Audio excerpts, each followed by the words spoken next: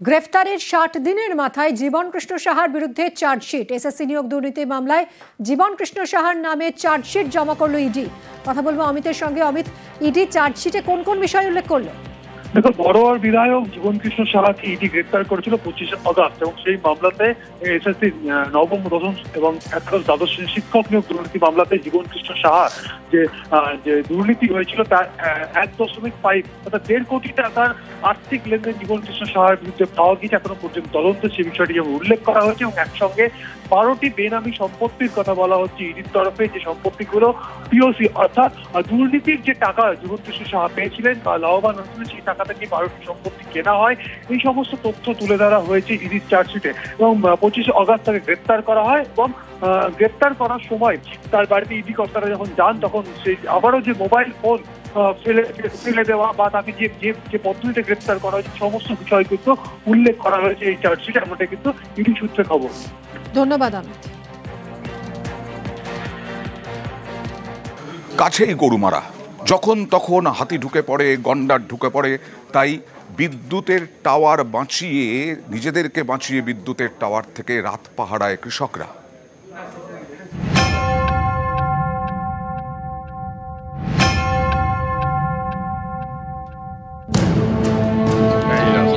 কখনো দল বেঁধে, কখনো দলছুট হয়ে ডুয়ার্স জুড়ে বেড়ে গিয়েছে হাতির হানা।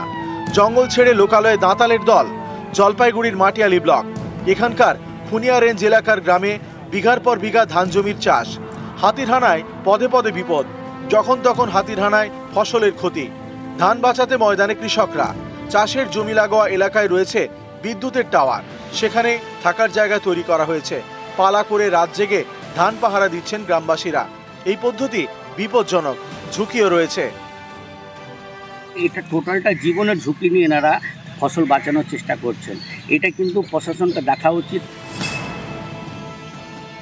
বৃষ্টি হচ্ছে, তারপর বজ্র বিদ্যুৎ সহ বৃষ্টি হচ্ছে কোনো কোনো সময়, বৃষ্টি দেখতে হবে। এটা খুব সম্ভবত মনে হয় ৪০০ রেঞ্জের পাঞ্জুরা এজেন্সির মধ্যে পড়ছে, মনে দেখে নিব ব্যাপারটা।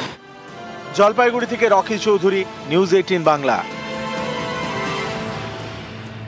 সিএএতে গরম Bangla.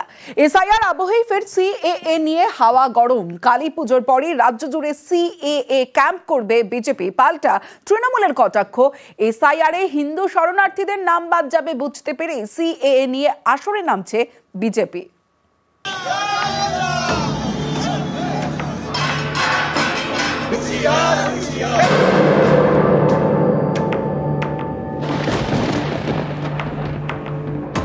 Ideologically we are committed যে বাংলাদেশ থেকে আসা হিন্দুদের আমরা নাগরিকত্ব দেব, সিএ এর মাধ্যমে তারা নাগরিকত্ব পাবে। এফআইআর করলে কার্যত হাজারে হাজারে লাখো লাখো মানুষের নাম বাদ যাবে, তাদের মধ্যে অজস্র হিন্দু শরণার্থীর নাম বাদ যাবে। আতঙ্কিত বিজেপি এখন সিএ এর গাজর ঝুলিয়ে ওরা কোন রকমের ভোট বৈতরণী পার হতে চায়।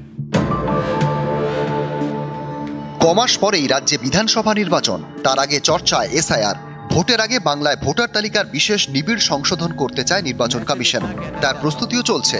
বিহারে সদ্য শেষ হয়েছে এসআইআর প্রক্রিয়া। ভোটার তালিকা থেকে বাদ গিয়েছে প্রায় ৬৯ লক্ষ নাম। এমন পরিস্থিতিতে বাংলায় এসআইআর ঘিরে হাওয়া গরম। তারই মধ্যে বিজেপির মুখে ফের সিএ এর কথা। কালী পুজোর পরই রাজ্য জুড়ে সিএ এর ক্যাম্প করবে পদ্ম শিবির। আইডিওলজিক্যালি উই আর কমিটেড যে বাংলাদেশ থেকে আসা হিন্দুদের আমরা নাগরিকত্ব দেব। সবাই তো পালিয়ে আসতে পারেনি, কিছু মানুষ তো পারে থেকে গেছে, তাদের কি হবে? আমরা আগামী দিনে শিবির করে ফর্ম ফিল আপ করাবো, প্রয়োজনে সিএ এর মাধ্যমে তারা নাগরিকত্ব পাবে। সিএ এর ক্যাম্প পশ্চিমবঙ্গে অনেকে করছে, আমি তো প্রস্তাব দেব তৃণমূলকেও সিএ ক্যাম্প করার জন্য। এফআইআর করলে কার্যত হাজারে হাজারে লাখো লাখো মানুষের নাম বাদ যাবে, তাদের মধ্যে অজস্র হিন্দু শরণার্থীর নাম বাদ যাবে এবং সেই মানুষের ভোটেই বিজেপির ভোট ব্যাংক স্থিত। অর্থাৎ আতঙ্কিত বিজেপি এখন সিএ এর গাজর ঝুলিয়ে ওরা কোন রকমের ভোট বৈতরণী পার হতে চায়। ভোটের আগে বাংলায় যখন এসআইআর ঘিরে প্রস্তুতি তুঙ্গে, তখন বিজেপির সিএ বার্তা ঘিরে ফের রাজনীতির হাওয়া গরম। নিউজ 18 বাংলা। মেমারিতে স্বামীর ছক, স্ত্রীকে সরাতে স্ত্রী কি কাঁটা ছিলেন? মেমারিতে বাড়ি ফেরার পথে পুকুরে ডুবে যায় গাড়ি থেকে স্বামী উদ্ধার হন, কিন্তু স্ত্রী মারা যান। স্ত্রীর পরিবারের দাবি, পরকীয়ার জেরেই স্ত্রীকে সরাতে চেয়েছিলেন স্বামী, গ্রেফতার।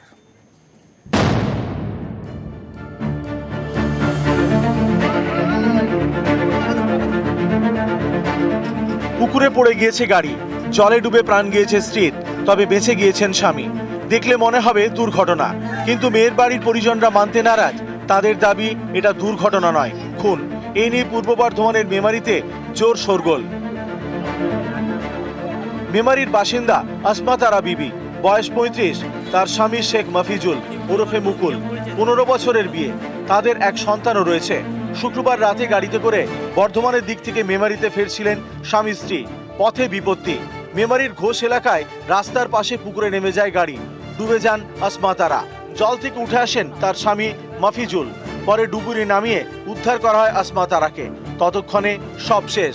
এটাকে দুর্ঘটনা বলে মানতে নারাজ মহিলার বাবার বাড়ির পরিজনরা। তাদের দাবি, সম্প্রতি বিবাহ বহির্ভূত সম্পর্কে জড়িয়েছিলেন মফিজুল। এই নিয়ে মাঝে মধ্যেই স্বামী স্ত্রীর অশান্তি হতো। পথের কাঁটা সরাতেই খুন করা হয়েছে। এটা দুর্ঘটনা নাই, ও গলা টিপে মেরে বাড়িতে ফেলে দিয়েছে। আমার বোনটাকে এত অত্যাচার করতো, মারতো একটা মেয়ের জন্য। ওকে নিয়ে গিয়ে রাস্তায় গাড়িতে মেরে সেই গাড়িটা জলে ফেলে দিয়েছে আর ও ঝাঁপ দিয়ে দিয়েছে। দুর্ঘটনা নয়, সম্পূর্ণ নাটক, মানে একটা অ্যাক্সিডেন্টের নাটক করেছেন, যাতে আমি অ্যাক্সিডেন্ট করেছি বলে মানুষের কাছে বেঁচে যাবো। মেরে দিয়েছে একবার, অ্যাটেম্প টু মার্ডার। শনিবার সকালে মেমারি থানায় অভিযোগ দায়ের করা হয়। দুপুরে গ্রেপ্তার আসমা তারার স্বামী। পরিবারের লোকজন আপনার বিরুদ্ধে অভিযোগ আসছে যে আপনি আপনার স্ত্রীকে মেরেছেন, এর একটা অভিযোগ আনছেন, কি বলবেন? হ্যাঁ, আপনি করেন? কোনো পাপ ছিল না। কি করে হলো ওটা? মনে কোনো পাপ ছিল না। কাল কোথায় গিয়েছিলেন? ডাক্তার নিয়ে গেছিল। কোন ডাক্তারখানায় নিয়ে গেছিলেন কালকে? হ্যাঁ, বর্ধমান দেবযানী। আপনাকে পুলিশ অ্যারেস্ট করলো কেন তাহলে? পূর্ব বর্ধমান থেকে ক্যামেরায় সন্দীপ পালের সঙ্গে শরদিন্দু ঘোষ, নিউজ 18 বাংলা। বলছে পরিবার খুন করেছে, তুমি বলছে। পশ্চিম মেদিনীপুরে এক মহিলার 7 মাস পর মৃত্যুর পর কবর থেকে দেহ তোলা হলো আদালতের রায়ে। কেন 7 মাস পর দেহ তোলা হলো আদালতের রায়ে? কারণ এই মহিলার মৃত্যুর পর কবর দেওয়া হয়, দাহ কেন করা হয়নি এই অভিযোগ তুলে আদালতে বড় ভাই। মেদিনীপুর আদালতের নির্দেশ, মৃত্যুর 7 মাস পর কবর থেকে তোলা হলো ললিতা জানার দেহ।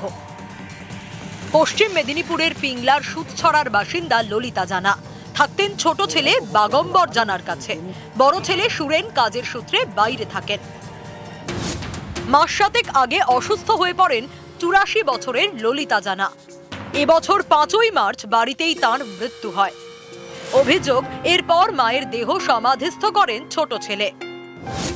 বড় ছেলের দাবি, 3 মাস আগে মায়ের মৃত্যুর খবর পান। তার প্রশ্ন, মায়ের দেহ দাহ না করে কেন সমাধিস্থ করা হলো? তার দাবি, মায়ের মৃত্যু স্বাভাবিক নয়। এরপরেই মেদিনীপুর আদালতের দ্বারস্থ হন সুরেন জানা। শেষমেশ আদালতের নির্দেশে শুক্রবার তোলা হয় দেহ। ময়না তদন্তের জন্য দেহ পাঠানো হয় খড়গপুরে। ওখানে যে মারা গেছে আমাকে কিছু জানাই, বাড়িতেই থাকতে। তারপরে যখন মারা গেল জানতে পারলাম ওর বাড়িতে লোকজন আসছে, কেবিন আসছে, তখন আমি গ্রামের লোককে সবাইকে ডাকতে গেছি। আমি চাইছি এটার সত্যতা জানতে, কিভাবে মারা গেছে এটুকু আমি জানতে। 2-3 মাস পরে পিংলা থানার বড়বাবু আমাদেরকে ফোন করে, বলছে তোমার মাকে তোমরা নাকি মার্ডার করেছো। বলছে কি এখন কি মেয়ের কোর্টের অর্ডার, ডেড বডি তুলতে হবে। ওখানে কবর দেওয়া ছিল আমারই জমির সাইডে, পোস্টমর্টমের জন্য। পিংলা থেকে দিগ্বিজয় মাহালি, নিউজ 18 বাংলা।